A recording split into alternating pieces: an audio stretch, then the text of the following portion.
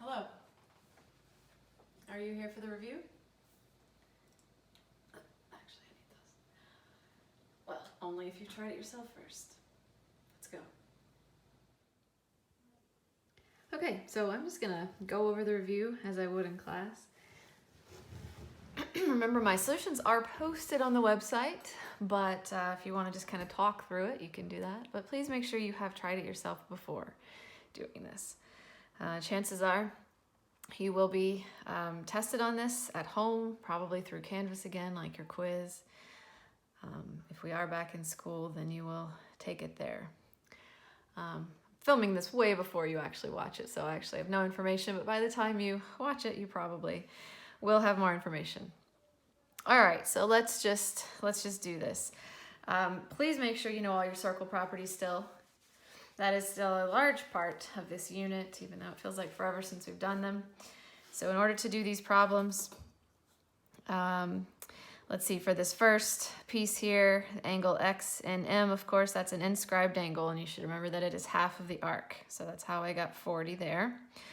XN, of course, is a diameter. You can see that it goes through the center. So, of course, it cuts the circle in half. So, of course, let's see, XN, the arc, would be 180 degrees.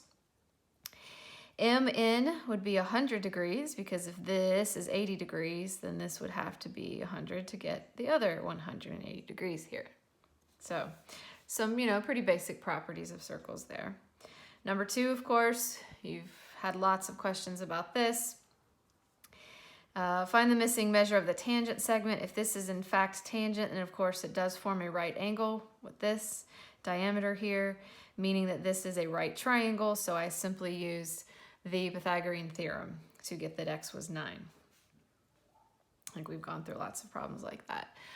Number 3, of course, if you have two tangents from the same outside point touching the circle, then the distance from, of course, that common point to the circle is going to be the same.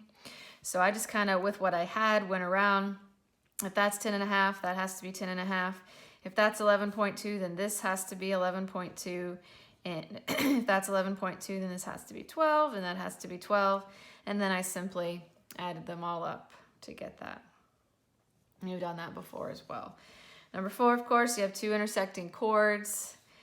Piece times the other piece equals this piece times this, so 8 times x is 4 times 6, and I just solved for x there. Another property that we talked quite a bit about. Number 5, you can see these are two chords, and with what you're given, you can see that they are in fact equidistant from the center. See these tick marks, of course, and the right angle indicating that this is a distance from a point to a line. So these chords, by our property, must be congruent. So I just set them equal to each other to solve for x. All right, moving along. Number 6, sure you can see it. Number 6, we have a quadrilateral inscribed inside of this circle. Keep in mind, pictures like this and lots of other pictures like it where you have some complicated, lines everywhere. Number 7 as well, I'm looking at. Remember, you don't have to always find things in the order that you are asked for them. Find what you can find, fill in what you can fill in, and then go and wonder about the questions that you have, and you probably have answered all of them by the time you do that. Okay, so first thing I'm looking at when I see this picture is that I have these two opposite angles. Together, they inscribe the entire circle. So I know that their measures must add up to 180 since they are inscribed angles. The whole circle, of course, is 360, and inscribed angles are half of that. So I simply put this angle and this angle together to add up to 180 to solve for x. So I could do that first, and then with that information, of course, FAH, all I had to do was plug in the 3 to get that. FGH, same thing, plug in the 3 here to get 62. The arc FH, of course, is an arc that I can see if I go from here to here. It is going to be twice the measure of this angle. So you can see I have that here, the 124. And then FG FGH, the arc, of course, 3 letters here, so we're talking about this big arc, FGH, this whole thing, is simply going to be twice the angle FAH. So I have that there. So again, I told you in class, inscribed angles, big deal, very helpful. Okay, number 7. You can kind of see what I have done already with this picture.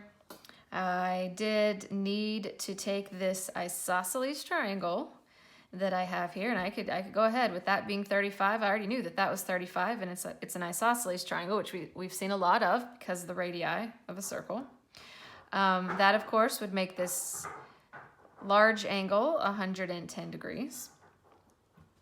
And then well, you could go from here to see what else could happen. Let's see. I have 2 chords that are congruent, so I know that the arcs here are going to be congruent. So that's how I know that W is going to be 100.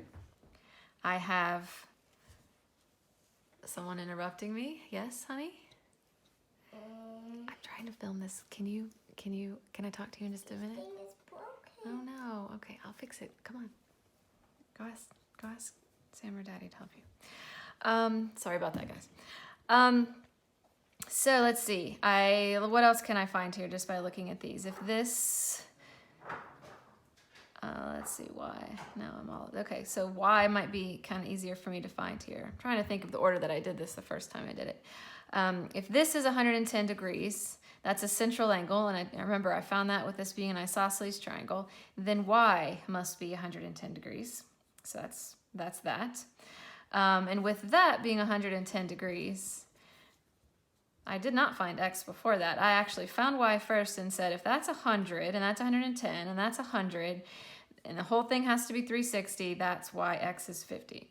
So that's what I was talking to you about earlier. You don't have to find these in the order in which they are asked of you. All right, BAC, we've already found a minute ago, 110 degrees. This is side AB, so we're actually looking for the radius of this circle, something that we are not given. But if I do cut this in half, which I can because it's isosceles, I can do that. I can cut that down. I was told that BC is 9, so I know that this little piece is 4.5 and this little piece is 4.5. And then I can actually use SOHCAHTOA, as you can see that I did over here, to find either AC or AB. Same thing. They are the same. They're both radii. So I can do that. And you can see that there. What is the distance from A to BC? So that's like this line right here that I have drawn, that distance, which I could also use SOHCAHTOA for, since I've created a right triangle. So please keep that in mind if ever you have a right triangle. Be on the lookout for SOHCAHTOA. It's very useful. All right, number 8. A regular pentagon has been inscribed in a circle of radius 8. So if it's regular, then I know that all of the central angles will be the same. All of these angles will be the same if that ever comes up. So if I am told, let's see, trying to find this little angle here, it looks like, so I know that if this is inscribed in a circle and it's regular, that I could just take 360 and divide by 5 to find each of these little angles here. To go even further into that, I could, with this, the way this is drawn, I could say again, I have this isosceles triangle that I'm cutting here at a right angle, so that would be half of that even, which would be 36 degrees. So if each of these central angles measures 360 divided by 5, which is 72, then each of these little arcs is also going to equal 72. And each of these central angles here will equal 72. So I have that marked here as well. Let's see, AB, the side AB, once more, very similar to the question above. If I have a right triangle here, I can easily use SOHCAHTOA to find, let's say, this little piece right here, AM, and I could just double it to find AB. Of course, you are told one of the sides. You're told that this is 8. You know that the radius is 8, and that's all you need, one side, to find the other, since I have this angle. Arc ADB, That is huge. ADB is this giant arc. Of course, it is everything except for the 72. So you could just subtract 72 from 360 to get that. And then, of course, angle ADB, which is not drawn, but if I drew that in there, you could see that that would be an inscribed angle, inscribing this arc that I know to be 72 degrees. So it would just be half of that. All right, of course, be ready for anything thrown your way with those pictures and finding missing pieces. All right, this next question and the one after on this page kind of are more of the second half of the chapter. We were talking about radians and arc lengths and things like that. So just make sure you read these carefully. There's more than one way to do these problems as well.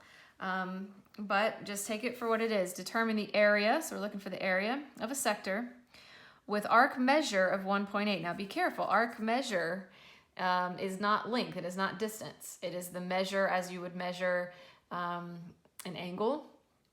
We do that in degrees and we do that in radians. So it just so happens that here they're telling us the arc measure is 1.8 radians and that the circle has a radius of 5. All right, so the way I thought about this is kind of how we were doing it in class. I said, what fraction of the circle do I have? I have 1.8 out of 2 pi radians. If this is 1.8, then this is 1.8 because this is arc measure. This is the central angle, and this is the arc measure. So I divided that to get the fraction of the circle that I have, and I multiplied that by the entire area of the circle to get my final answer.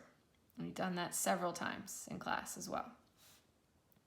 All right, number 10, a central angle measures 4.5 radians and has an arc length this time of 35 inches. What is the radius of the circle? Okay, so I did this using a good old formula S equals R theta, which we briefly talked about in class. You don't have to do it this way. You could certainly do it the same kind of way that we've been solving our problems before. I could say that I have 4.5. Again, I have 4.5 out of 2 pi radians. Kind of a different way to do this. And I could say that if I don't know the radius, but I know that if I know the arc length, that's the same thing as saying, what is the entire circumference of the circle? The entire circumference of the circle would be 2 pi r. Again, I don't know what r is, but I do know that if I take the entire circumference and multiply by the fraction of the circle that I have, that I should get 35 inches because the actual distance from here to here is 35 inches. So even with this is really the same thing I did here, just kind of streamlined.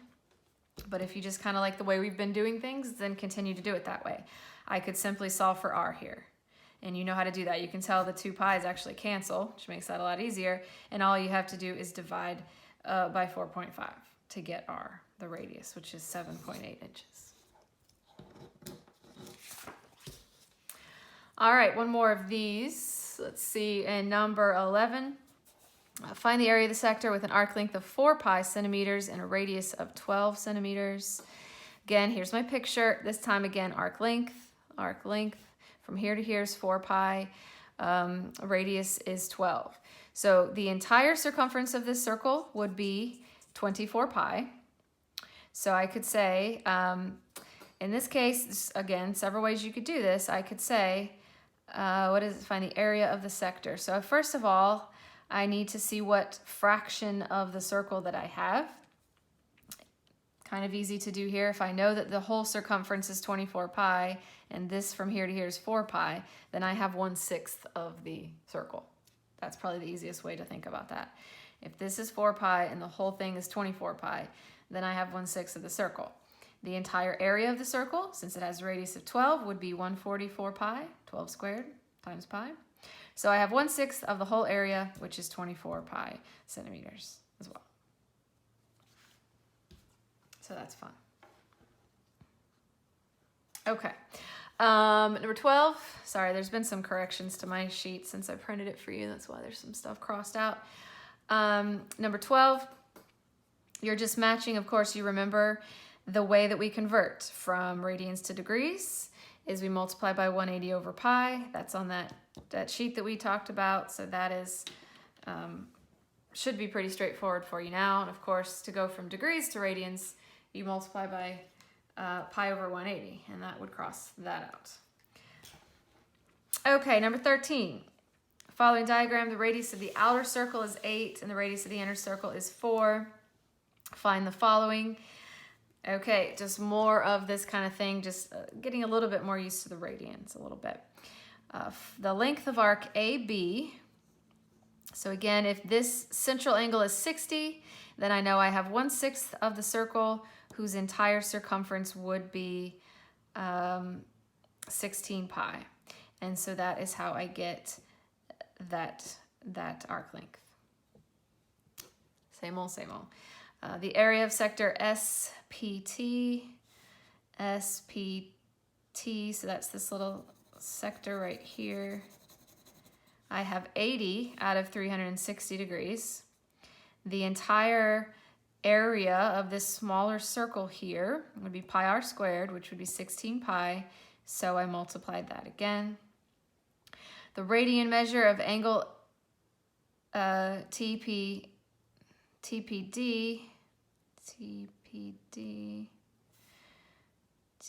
that would be this angle right here. Easier to do it right here. TPD, yeah, this 130 degrees is what we're given here, of course. 130 degrees, and then I multiply that by pi over 180 to get the radian measure. All right. And some sort of application problems here, but again, using the same old things. If I'm trying to find this shaded region, then of course, I can think about this as being two circles. If I find the area of AOC and subtract the area of BOD, then of course I'm gonna have the shaded region. So that's exactly what I did here. In both cases, I have 40 out of 360, which is 1/9 of the entire circle. And so you're given the radius of each, the bigger and the smaller circle. So 1/9 of the bigger minus 1/9 of the smaller would end up with that. Similarly, number 15, I have a rectangle with two circles cut out of it. If this is 10 and these are indeed inscribed, which I believe we are supposed to assume here, these are all touching exactly, then the radius, of course, would have to be 5 in all these directions. 5, 5, 5, 5. So this would have to be 20, and that would have to be 5. So the area of the entire rectangle, of course, is 200. The area of the circles, I have two such circles of area 25 pi. So there is 50 pi there. Subtract those to get your answer. Number 16, also pretty similar. Area of the circle. You're told the circle has a radius of 9. There you go. Area of the triangle, also pretty easy. 1/2 base times height. We're given all of that information. So I can get, if I take this and subtract the triangle, I get all of these. And of course, I'm pretty confident that each of these is equal to each other because I have these chords here that are each the same. And so I can just simply take that and divide it into 3 pieces for that. All right, last one. Luckily, triangle ABC is equilateral. That makes things a lot easier. The arc is part of a circle with center B and radius BA. So BA here is the radius. What is the area of the shaded region? All right, so you can see with all the stuff that I could say here, knowing what I know, if this is equilateral, then I know that that each of these is 60 degrees.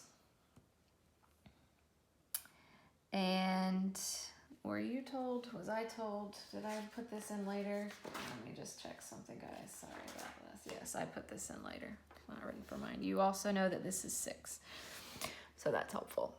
So all of these are 6, in fact. And if this is an equilateral triangle and I find the height of it, or at least drop this perpendicular down, this turns into a 30, 60, 90 triangle. I know that each of these are 3. That's got to be 6, of course. The height's got to be 3√3. That's just using my special right triangles. Very, very helpful. If you didn't know it, you could still use the Pythagorean theorem here, given that you would know that this is 6 and this is half of 6. You could still find that with the Pythagorean theorem. But anyway, so you can find the area, again, of the two pieces and subtract that. The area of the little sector here, if you treat this like a little sector, you could. This whole thing is a sector, which would be 1/6 of a circle of area 36 pi, and then of course the area of the triangle, and subtract that. All right, of course you should have done task 8.3, which is just more practice,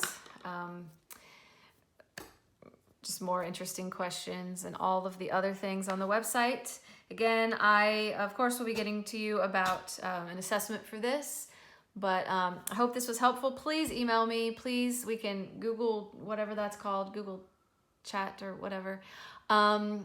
Whatever we can do to answer your questions before too much longer. So thank you and take care, and I miss you guys, and I'll talk to you soon. Bye.